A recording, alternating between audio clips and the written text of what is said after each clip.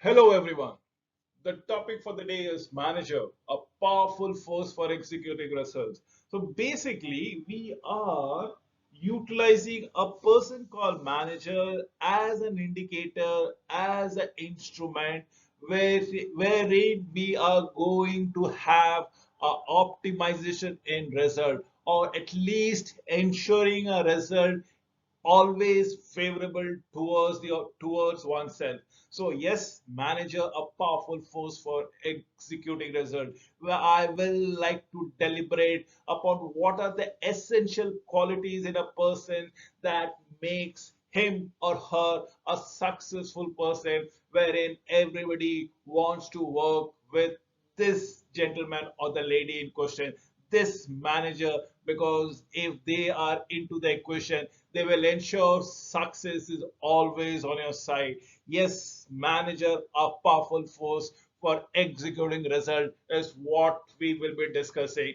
Absolutely, this particular slide is not only a topic but also the agenda for this whole presentation.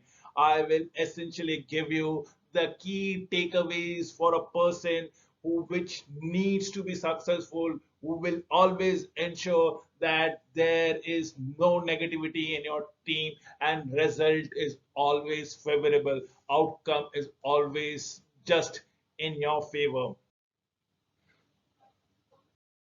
So, being a good manager is not easy. Remember, this is, and who else can better understand? This is what we are liking to talk around it. Who else can better understand than a person who have already said so? At most general levels, successful managers have these four qualities that they are going to go about it. These are the four essential characteristics for a person to be successful all times. They take enormous pleasures and pride in the growth of their people. They are proud of their lineages. They are proud of their belongingness. They are proud of their team. These are the managers who will defend their team tooth and nail, come what may. So they take enormous pleasures and pride in the growth of their people. They are basically a cheerful optimist. Someone has to keep up with their morale when setbacks occurs. Yes, you can never tell it with 100% confidence that the result will always be in a favor. There might be sometimes setbacks, and if you get bogged down by setbacks, you will never find the favorable result, which might be lurking in the corner. These are the people, these are the managers who are basically an evergreen optimist. Come what may, come what the impediments are, come what the detriments are, come what the hurdles are, they will never bog down. In the process, they will also ensure that their team members' motivation does not dip at all. They will ensure that there is always a success in the play. They don't promise more than they can deliver. In fact, I have come across of so many successful people. In fact, most of the successful managers will always under promise. Why? The question is, they don't under promise, but once they have under promise, whatever they will deliver, they will over deliver. So they might say yes, but they will make you ecstatic with their presentation. And that is what they promise. They will not promise anything that they cannot deliver. When the last point is, when they move from a job, they always leave a situation a little bit better than when they have arrived. And that is what the significance of the person, the significance of the manager is all about it. Yes, we are all coming to this planet, and we should ensure that the day we leave this planet, the way that we leave this life, we should ensure that our family is in a better position, better condition than what we were in the erstwhile days. This is exactly true with an organization. Every time a manager departs, a successful manager departs, he or she will ensure that the organization is a better hand. He or she will always ensure that the organization continues with the smooth operation come what may, irrespective whether they are a part of the team or they are not a part of the team, as the case might be. That is a good signature of a decent manager that we talk about here. So let me tell you the moral fundamental pillars for a great managers. Essentially, they don't shy away. They don't shy away from giving praise, appreciating other people.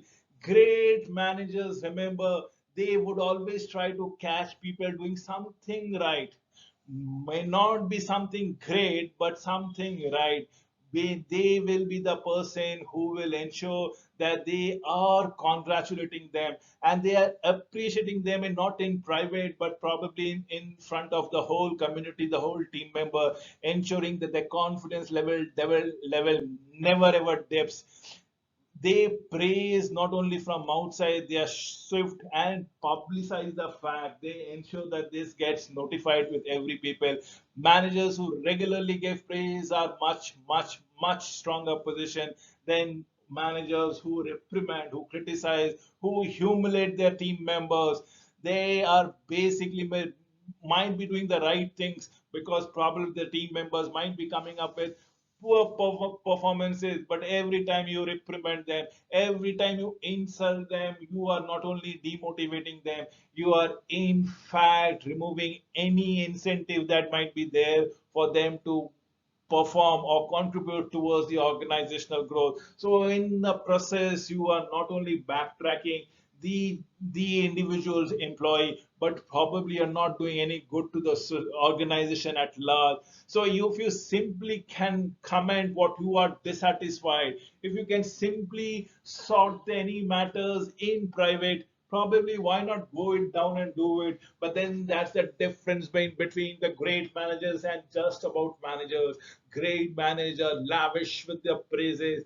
Great managers will be publicizing, publicly speaking good work, great work, and ensuring if they require any support, they will extend their cooperation from their offices time and again.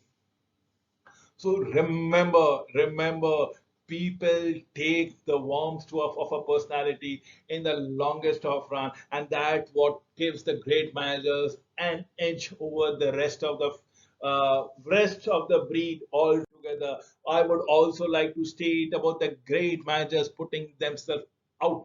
If you look at the picture, they will like to put themselves out. One of the best qualities of a good manager is to keep a definite balance between employees' needs and requirement, business goals and their well-being and aspiration. I have seen come across managers who are actually micromanaging their employees, and I have come across managers who tell the task and leave the rest to the employees because they believe that the employees will figure out how to do the task and come with concur with the outcome desired by the great managers. So he is a person who will give not only confident trust but ensure that he has blind faith in them. Remember, good manager is not a person who can do the work better than probably his or her subordinates, but he or she is a person who can get the men and the women to work better than he can.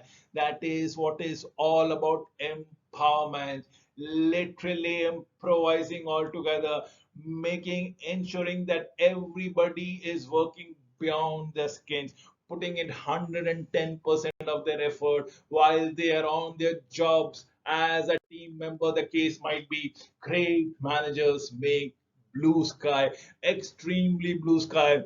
They are very few people who are comfortable with an idea of exactly doing what I'm doing right today at this point of time, at the year 2022, at the year 2022.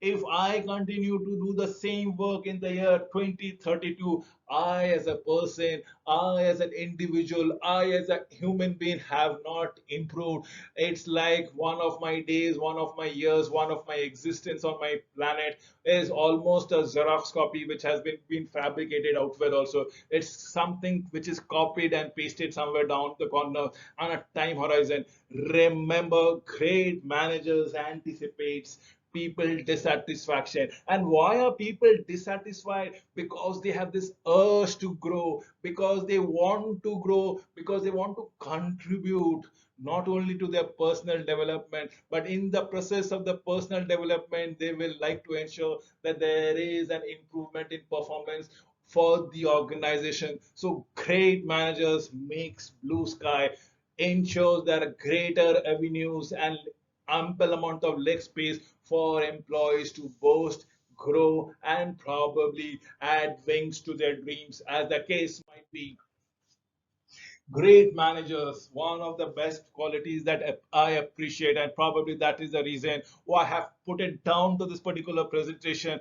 Accept blames. If you see the pic that I've put it in this slide, it is when a great wheel, the top honchos from the corporate office actually visits and expresses displeasure. Or should I say, I've been very polite in the word called expressing displeasure. Should I say, blames utterly for the failure to achieve the objective. It is the great manager who will accept the full blame. It is the great managers who will ensure that the bucks stops at his or her table. They will take the full responsibility and will not allow his or her team member to suffer any kind of humiliation in everyday working life. The best managers are constantly aware that they are selected and should develop their people, because they know their strength lies in the community, in the team members, and in their trust. If they can trust him, nothing can go against the managers. Errors made by the team members are probably in a very real sense their responsibility altogether, but it is very hardly few of the managers who will own up those blamings, who will own up the blame again and say the buck stops here and it is their responsibility. What do the general public or general managers says around it? Generally, when I say general managers, it's managers in general. What will they say? They don't let the buck stop on their table. In fact, they are the first people who let the passes the bucks to the other person, so that the blame goes to another party altogether. And their keenest say, in fact, that is what is the differences between a wonderful manager and a normal person who is also managing. So great managers accept the blame. Now, great managers judge on merit. There are no nepotism. There are no favoritism. There are no ill biases goes around it. Great managers are transparent. Great managers have a sense of communication which everybody can see it, feel it, and thoroughly realize it, relish it. Probably a great deal more difficult than it sounds on merit. It is very difficult to enact it on a daily life on a practical basis, but probably theoretically it's very, very, very viable. In fact, this should be the top one criteria. But when you come into implementation, when you come into execution, there are so many pulls and pushes from different corners of the society, community, politics, and things like that. It becomes very difficult to divorce your feelings about someone, whether you like or you dislike them, from how you view their action. But suspicions of discrimination or favoritisms are the fatal to the smooth running of any team. So the great managers accept this as an aspect of the game, and that is what we really go around it. That is what we are looking for it. But suspicions of discrimination and favoritism are fatal, are absolutely catastrophic for a smooth operation of an organization. In fact, many a times it has been felt or seen a small innocent like mistake, or probably a small innocent like overlooking, can have a possible fatalistic outbreak altogether on the organization ethos, principles. And that is what is all about. Great managers is all about it. Great managers will always be impartial, no matter what the situation is all about it. Great managers accept this as an aspects of the game that they nearly really needs to work upon, and they ensure based upon it the person who actually works around. If you look at the pic, I have given arrows of different colors signifying people from different walk of life, different talent, different skills, different, and should I say, an ambiguity. It's almost a homogeneous crowd that comes around it, wherein you have to promote the most desired fellow the next level, and that is what great managers are supposed to do and are good at it. Great managers exploit strength, but what happens with the normal managers who are normal, they actually exploit weaknesses. And this is the vast striking differences between a non-entity and a wonderful entity called in a management position. This is what we are talking about it. Great managers exploit strength and not weaknesses in themselves nor in their people. So weak managers feel threatened by other people's strength. They have this concept of insecurity. Should it not be ecstatic effort if I say they suffer from inferiority complex altogether? They also revel in the discovery of weaknesses, regard it as something to be exploited rather than to be remedied. In fact, if you look into it, people come what may, if they have an opportunity, they will only harp on the weaknesses of others and ensure that they trample on the weaknesses of others and make themselves utterly great. But that is not the case with great managers.